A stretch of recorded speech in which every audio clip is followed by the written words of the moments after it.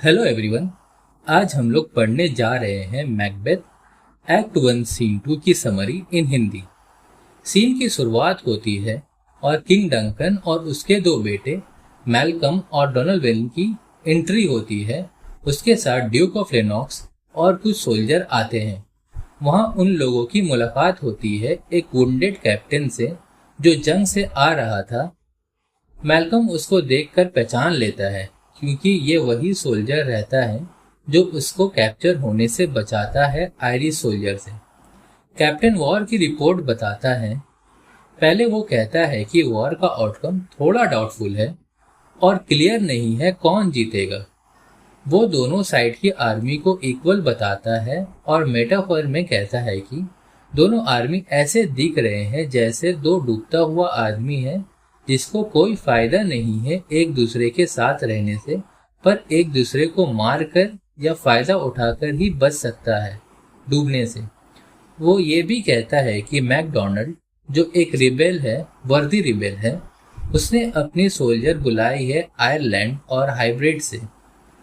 ऐसा लग रहा है जैसे किस्मत उसके ऊपर हंस रही है, जैसे उसकी माशूका है। लेकिन तभी वहां मैकबेथ आ जाता है और उसकी किस्मत को हरा देता है और पूरी सिचुएशन ही बदल देता है। अब यहाँ इंट्रोड्यूस होता है ये प्ले का हीरो मैकबेथ का। मैकबेथ जो एक बहुत बड़ा वॉरियर है और बहुत जल्दी कामयाबी की सीढ़ी चढ़ता है और उसका कैसे डाउनफॉल आता है और उसको टाइटल मिलता है ट्रेजेडी किंग की, जो देखेंगे जैसे जैसे आगे की स्टोरी पढ़ने पर। मैकबेथ की स्ट्रेंथ को अंडरस्कोर करती है जिस तरह से कैप्टन बताता है उसके बारे में, जैसे बेलोनास ब्राइडग्रूम। बेलोना ग्रीक मैथोलॉजी में गॉड ऑफ वॉर है। कैप्टन मैकबेथ को उसका हस्बैंड बताता है, मतलब आप लोग समझ ही सकते हैं कि कितनी ताकत थी उसमें। उसके बाद डंकन कहता है वेलर्स मीनियन, जिसका मतलब होता है बहादुर नौकर। कैप्टन कहता है वो अपना तलवार से मैकडोनाल्ड का सब सोल्जर्स को खत्म करते हुए मैकडोनाल्ड के पास चला जाता है और उसका सर काटकर कैसल के दीवार में टांग देता है। मैकबेथ की रेपुटेशन और बढ़ जाती है जब कैप्टन दूसरी रिपोर्ट देता है।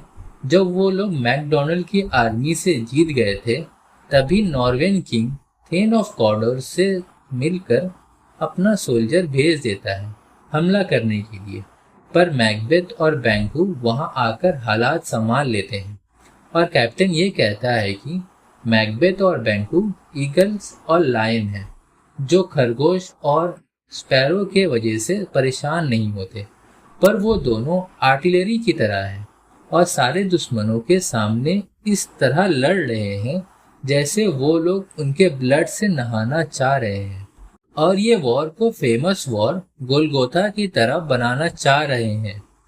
वो पूरी बात नहीं बताता है क्योंकि लड़ाई में वो जख्मी हो गया था और वो डॉक्टर के पास चले जाता है। तभी थेन ऑफ रॉस वहां आ जाता है और वो आगे की स्टोरी बताता है कि किस तरह नॉर्वेन आर्मी की फ्लैग लहरा रहा था और वो जीत रहा था। तभी मैकबेथ वहां आकर उन लोगों को हराने लगता है और गद्दार थेन ऑफ कॉर्डोर से जीत जाता है। उसके बाद नॉर्वेन किंग पीस ट्रीटी की भीख मांगता है और $10,000 देता है अपने सोल्जर को दफन करने के लिए। ये सब सुनकर किंग डंकन खुश हो जाता है और थेन ऑफ रॉस को कहता है जाओ थेन ऑफ कॉर्डोर को मार दो और मैकबेथ को थेन ऑफ कॉर्डोर बना दो। If you want to learn, please like and subscribe my channel.